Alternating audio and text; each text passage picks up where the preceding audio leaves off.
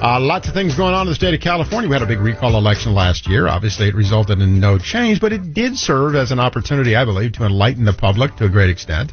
And, of course, this is election year, and the final filing date has passed for governor of the state of California. We have candidates to challenge the incumbent governor, one of whom is Jenny Ray LaRue, who is a person with an incredible background, having grown up in Pennsylvania. Actually studied economics in the University of Virginia and an MBA from Columbia Business School, well educated, and has had a significant and considerable business success so far. As she joins the program this afternoon, very nice to have you here, Ms. LaRue. Welcome to the conversation. Thank you so much. I'm so excited to be here. So tell me, first of all, I got to ask you this basic fundamental question. Sorry, you probably get it all the time. But you've no doubt recognized the tone of the state of California is blue, and you don't seem to be a part of that group. So how are you going to communicate? How are you going to connect with the public to a degree sufficient to cause them to vote for you in this election? I am a firm believer in the California dream. It's what I pursued to come here, and I think it's the one thing that brings Californians together. We want safe schools, great schools for our kids. We want communities that we all can thrive in. We want a house that we can afford. We want to feel like we're going to be safe coming into our home at night. And those risks and that issue are not possible right now in California. And so I'm going to be talking about how conservative management, how decentralizing power in California, bringing it back to localities is the way forward, instead of some of the crazy stuff that's been happening coming out of Sacramento, where they have us under our thumb and don't enable our local communities to thrive. Well, I have significant admiration for your knowledge and your acumen in business, and you've studied the issues, you know what's going on. But you've got a tremendous wave to overcome in terms of, look at the politically, electorally, it's a big challenge. And then let's assume you succeed. What are the challenges that you believe will make it difficult? What do you have to overcome when you take office? Well, challenge number one is inspiring Californians to have hope again and believe that there's more than enough of the things that we've felt recently are scarce. More than enough housing, more than enough water, more than enough power. A lot of that is related to a core management issue, but it's also a message. It's a culture. That's one of the things that I've done in every organization that I've run, is I've shaped the culture into a culture that becomes something and inspires leaders. But secondarily, the challenge of inspiring people and getting over the hurdle of the vote, which, by the way, I do think is possible in California. I look at the poll numbers. I meet with voters. I meet with them in unique communities that historically have not voted the way of my party. And I think that there's outreach that we can do. Right now, the pain is really being felt at the pump and at the home. But still, it's not just alleviating people's pain. It's actually charting a future that we can all buy into. And that's part of what has made me successful in the work that I've done before, is that I build the future. I understand what it takes to get there. And that's what I'm going to do for California. This may sound like just an opportunity to tee up a sarcastic response for you, and I don't mean it that way at all.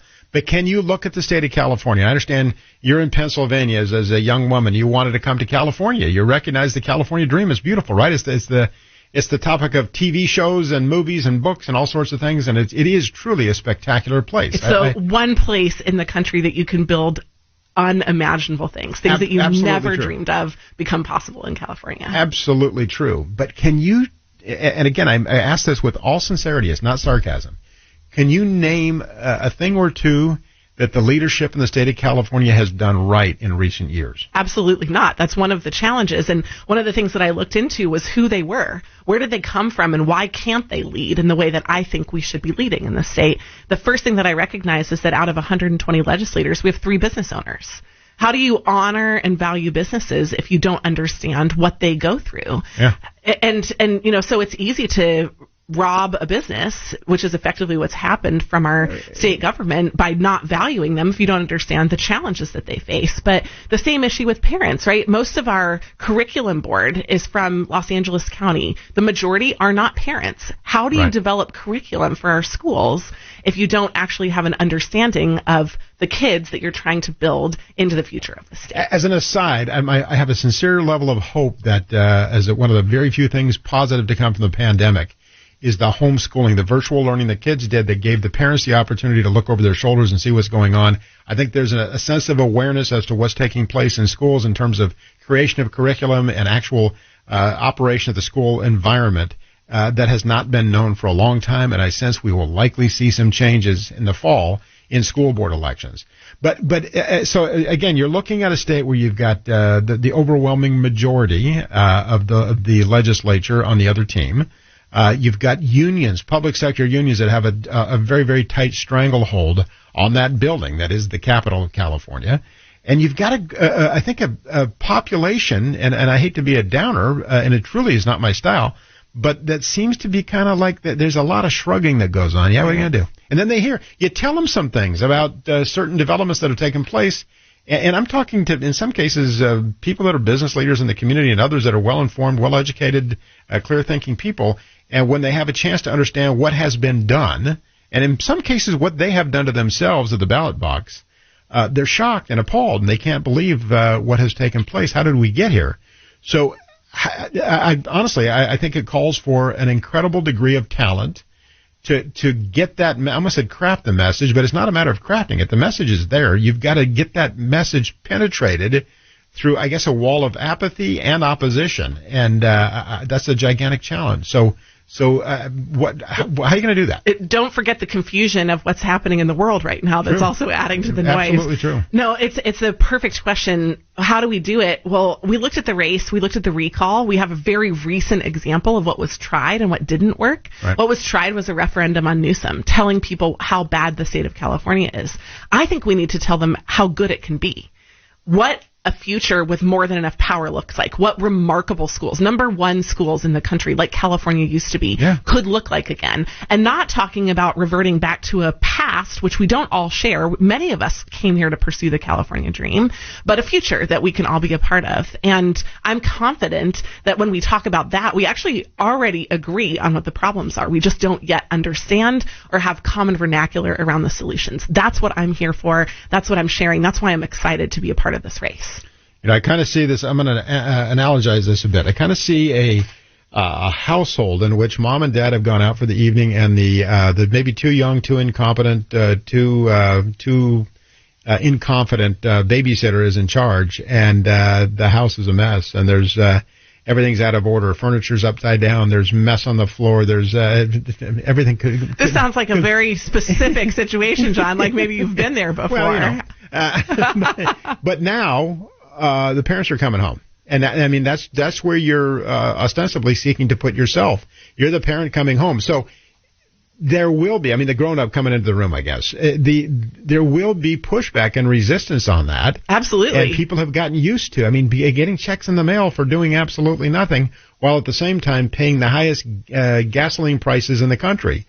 So I think there's a chance to try to cut through that, but it's going to take extraordinary talent and persuasive efforts to do so. I got a lot more questions for you, a lot more to talk about, but unfortunately we've got to pay bills and get caught up on the news. So much more conversation coming up with Jenny Ray LaRue right after this. No question. Welcome back. Thanks for staying on board. John McGinness with you, KBK News Radio, live everywhere on the iHeartRadio app and your smart speaker. Also very happy to have in studio Jenny Ray LaRue, candidate for governor, woman with a very, very, very impressive business record, very impressive educational credentials, including an MBA from Columbia Business School. I think a breath of enthusiasm and fresh ideas for the state of California. But I look at the state, and your personal history. My family came here to California. I think it was kind of everybody wanted to come this way, and of course the population has grown enormously. We still have infrastructure for about 18 million people, with a population of about 40 million. Isn't that the truth? But what about around here in this region, you've had so many significant employers that have left the state, and the governor and the legislature have just kind of thumbed their nose and says, the weather's good here and they're going to stay. Well, they're not staying. They're leaving. The producers, the people pulling the wagon are leaving. People for the first time ever. Yes. People riding in the wagon are more inclined to stay. How do you change that? Well, we've lost 1% of our population in the last 24 months. Yeah, lost a congressional seat. We lost a congressional seat. Our growth has slowed. And so they are absolutely riding the coattails of what was built 40 and 50 years ago. That was vision. This is not. And right now we're facing a crisis of departures for people that have said, we could work anywhere. It's not going to be here anymore. And so the first thing that we have to do is value the businesses in the state. We have to stop passing crazy anti-business laws. Over 300 of them in the last decade were passed. And as a business owner in the state, I wake up every year wondering how the state of California is going to punish me. We have to address cost of living issues. We've only built 2% of housing growth in the last 10 years, whereas our population grew by 6%. That underbuilding is a direct cause of why we have such high prices for housing in the state. Demand. Absolutely. Just really basic economic issues. And again, we have people who are better at winning elections than running states in office right now. And that challenge that we face is that somebody has to stand up and be the actual representative of the people. I'm convinced it's an outsider, not a career politician. And those fresh ideas are what are essential to build the next generation of growth for California. It occurs to me that when you're dealing with a CEO, you have, the buck kind of stops there, right? There's nowhere else to place the blame. You keep the board and other investors updated as things are going. But ultimately, it does rest on your shoulders to either make it or not. That's right. The manner in which our political class is made up is that everything is somebody else's fault. There's a lot of finger pointing. And for I don't know how many years now, maybe, in fact, I'm sure it's over a decade, California has been rated as, in terms of the most friendly states in which to do business, as 50. That's right. That occurs to me that's about dead last. I can figure that out. I even remember growing up, my dad worked for a public company, and he would say the only place I really desperately hope we never have to do business is California. That is not what you want in a area and a season of rising labor flexibility. Right? When people can work anywhere, they have to want to work here. Yeah. And we need that in the future. And if you ask any business owner in the Bay and Southern California why they're here today, why they haven't left, they say the best people are still here. The best workforce is still in California. But in 5 years, that might not be true. That's one of the reasons why I'm running now in a race that's, for many, would look at the data and say challenging, because I don't think we have 4 years to wait or 8 years to wait for political strategists to catch up with what we need to do in California. Now is the time that we need to begin to make that change, or all of those losses are going to compound and we won't be able to get it back. Have you seen data that leads you to believe that there's hope? And I'm talking in terms of electoral hope. Massively. So one of the things I didn't know, because I'd always heard the 2/3, 1/3 Dem-Republican split in California, is that actually that's 46% Dem, 26% Republican, 24% no party preference, and the rest is other. That's encouraging, actually. What it means is that there are people that are not necessarily in a dominant party anywhere, but that are dominating the landscape because of strong operations, great messaging. We can do great messaging. We can do strong operations. We can do reach out to communities that historically have not voted this way. We can ride what will be a national wave for inflation, cost of living, and international crises. And I don't want any of those things to happen. It would be my greatest love if all of those issues were resolved before I'm in office, but there is no way that this administration will have the courage to do that. And so we're going to see people that go to the ballot looking to vote for people that will fix the problems, not because they're a part of a party, but because they're the ones that can do it. And that's one of the reasons why I carry hope for this election. Well, let me just kind of create a little scenario here. So we got people out there listening right now. You got a 45-year-old man or woman who's lived in the state their whole life. They have a pretty good job. And they're finding that they're being pinched significantly, that the cost of filling their tank, the cost of buying groceries, the ability to keep a roof over their head and their family's head is becoming additionally strained with every passing day. But they're Democrats. Their parents were Democrats. Their grandparents were Democrats. That's what they've known. They really don't have a lot of time to get into the geekdom of pursuing all things political and public policy and how action A affects action X and Y. How do you connect with them? How do you get them to say, hey, listen, I'm over here. Listen to what I have to tell you. How do you do that? Well, ultimately, it's going to be a head-to-head race. They know that the issues are there in California. And so people are, you'll see it in the polls, going to look away from Newsom. There will be a moment in the fall when that happens, when they say, okay, it's really bad here. Let's take a look at what else is out there. And I'm convinced that when they do that, they'll see someone whose heart is open, whose head is screwed on straight, who has the ability to fix the problems that really matter to them. And you'll hear nothing in me that is anti-Democrat. I'm anti-policies that are anti-California. That's super different than being anti a party. I am for building the future of this state. And we will get over that hurdle, because what I will do is serve them in exactly the same way that I'll serve the same people in my party that saw from the beginning that this could happen. So as you look at, I look at Governor Newsom, that's the guy you're running against. I find it interesting to look at things from a historical perspective. His predecessor was Edmund G. Brown Jr., Jerry Brown, who I frankly did not share values with Governor Brown. But I will say a couple of things. First of all, I found him to be in his better days. I think I sense that there may be a little, he's had a few birthday cakes, but in his prime days, and even well beyond what people would probably consider prime, he did have a very keen intellect. He was not a fool by any stretch of the imagination, and he was overwhelmingly beloved by many. There were people who just had an absolute allegiance and loyalty to the guy. The likes of which I don't know that I've seen in this state. I've seen it elsewhere in politics. I don't see Governor Newsom as having either one of those, frankly. I don't see him as being particularly